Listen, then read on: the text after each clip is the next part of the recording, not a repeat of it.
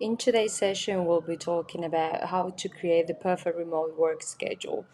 And we'll also give you some examples and the steps to follow while you are finding the most suitable for you. But first of all, I would like you to think about it. So, what is for you a perfect remote work schedule? Just think about it. So for us, the perfect remote schedule is a work schedule is a workday routine that supports your productivity, your career aspirations, and of course, mental health. You should achieve a balance between working hard and relaxing after you clock out. And I do understand that can be challenging to figure out without any help at all. But you can use these steps to get started if you feel like they're suitable for you. So, how to create this perfect remote work schedule? First tip, advice will give you the first step is to size your energy levels. So you have to figure out if you are an early bird, an afternoon powerhouses, or a night owl. So, if you could start work between 5 a.m. and 8 a.m., of course, as your employees allows you, this is an advice I'll give you. So, some advise earlier start times for virtual employees. So, team members at the office are ready to help with tasks. And if you think that you may be an early bird, it's because you rarely struggle with waking up and tackle with projects after getting to work and feel better when your afternoon schedule is less busy. On the other hand, if you think you're an afternoon powerhouse, you could clock in between 11 a.m. and 3 p.m. as your employee allows. And you have all the morning, the whole morning for your personal responsibilities, and still you have the time until you get started with work while the sun is out. And you may be an afternoon powerhouse if you are most energized right after lunch or need more time in the morning to wake up, which is not my case for sure. Then the third one would be night owl, and you may feel identified with this if you could start work anywhere between 4 p.m. and 2 a.m. And this schedule is often described as a second or third shift. So the clocking range is much wider, if you may have noticed. And you may feel like this if you are most focused after the sun sets and you prefer working when the world is quiet or need to continue a daytime slow schedule, let's say. So, what I would like you to do when you try to think about what kind of person you are is that ask yourself, when was I the most productive? And then, if you think like definitely the early to late afternoon, then you have to see if that happens again as your daily entries continue that week, the week that you are trying it out. The second step is to decide when you clock out. So, remote work is often finding challenging to balance their work and personal life, as I mentioned before. And the convenience of having everything at home may lead us to feel compelled to work constantly, which can have for sure negative consequences.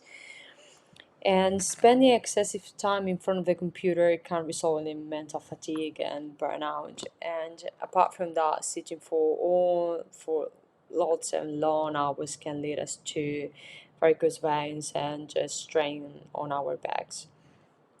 And so, to achieve a well structured remote work schedule is vital to determine both you when you start and when you end working. So that by setting clear boundaries on when you're available, you'll have more energy to concentrate during work hours, as well as ensuring you have time to relax and recharge daily, which is so important. So yeah, sometimes deadlines can cause us to work longer than necessary, and in order to avoid this, you should consider setting up positive rewards for yourself. as the ones that you find in the slide.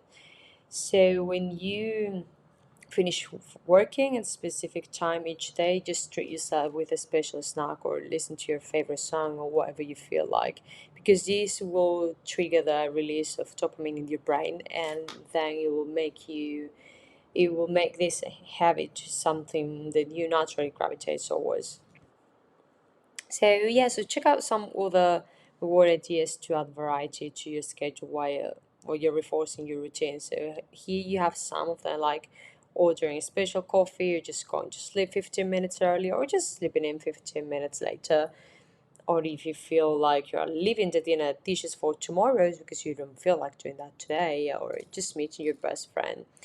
Just so find a reward that suits you and that makes you feel rewarded for the end of the day. The third step is to create a morning routine, because when you need to go physical, I'm talking about when you need to leave for work, you just create a routine like showering or grabbing a coffee.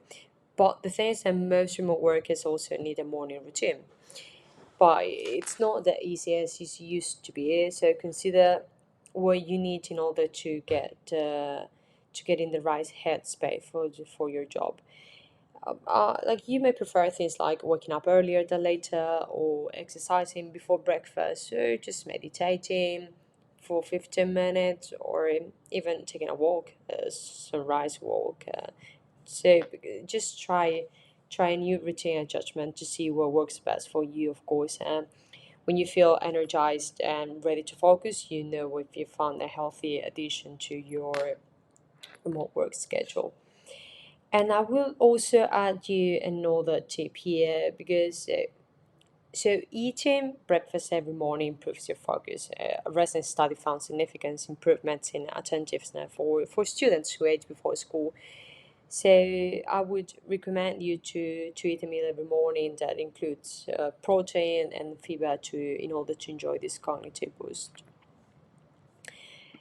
The fourth step is to figure out your meals and snacks, because when we work from home or remotely, we might find that preparing all the meals and snacks take up more of our time, most of our time. And in order to manage this, just try to plan your meals as you would do if you were going in a regular office to prepare food, or just you think about preparing the food the night before. Or another option is to do more extensive meals twice a week to ease the pressure in the kitchen. Because just like preparing, it doesn't have to be limited to just packing food in Tupperware containers. Like you could explore various dietary lifestyles to see which one aligns best with your eating preferences, of course. And while you have the luxury of more time at home, do not hesitate to try out new and different foods to add variety to your meals and eat healthier. Next one would be reschedule at home responsibilities, because while we are working remotely, it can be tempting to multitask by doing household chores like laundry or dishes during work hours. However, these can lead to distractions, of course, and decrease productivity. And to better manage your time, I would recommend you to schedule this task for times outside of work, because by doing so you have more dedicated time to focus on your job without neglecting household responsibilities, because we all have to do them either we like it more or not. So here are some practical examples of when you can complete all these tasks, these home related tasks, to avoid distractions during work. So you could start your laundry before you begin work and switch clothes between machines during your first morning or lunch break. Or you could just consider investing in a smart vacuum like Roomba, or that you can schedule with your phone, so you don't have to interrupt your work to vacuum manually. You could also create 30 minutes time slots in your after work schedule for a specific course like doing the dishes or fold the laundry, walking the dog, or running around. So this requiring blocks will ensure you to allocate time for each task. Or you could even like imagine, so you're living with a partner, with a family member, you could divide all these tasks so that they can also take care of half while you're working, and then you can handle the rest after your work hours. So yeah, that would be for this one. Then this one is vital. It would be to take a to take purpose purpose purposeful breaks. So remote workers may sometimes feel guilty about taking breaks, thinking that if they work in their home's environment, they should be relaxed enough to power through the entire day. However, changing your environment doesn't really change how your brain functions. So yeah, experts have discovered that the human mind can only concentrate on new information for around 50 to 55 minutes at stretch. Therefore, taking breaks is vital to maintain productivity. So make a deliberate effort to schedule breaks throughout your day, because this way you will allow yourself time to breathe and recharge, which is vital. Even if you only step away from your computer for 5 or 10 minutes, your mind will feel refreshed and also ready to tackle whatever tasks are on your agenda. I'm gonna talk to you a bit about one helpful technique to explore if you are new to taking breaks in, and that would be the so-called Pomodoro technique. It would be something like working for 25 minutes and take a 5 minute break. Then you have to repeat this pattern for 4 rounds, followed by a longer 15 to 30 minute break. And after the longer break, you can continue with a 5 minute rest period for the next hour, for the next 4 hours. And this approach helps you to manage your responsibilities in a manageable chunks, and as well as ensuring you can reset your energy levels throughout the day. And yeah, so to make scheduling and taking breaks easier, consider giving them a purpose. That's also quite important. And here are five type, types of breaks that you could consider, and make sure to intentionally allocate time for them each day. First one would be active breaks. So that would be something like use at least one daily break to get moving. You could either walk around your house, stroll your neighborhood, lift weights, or have a dance party for a few minutes. You get your blood flowing and take care of your body. Second one would be mental health breaks. So your brain deserves time to process and reset. So take aside mental health breaks like meditating for 15 minutes every other hour. You could also doodle your stress away, fill out an adult coloring book, or just read the latest novel that you like.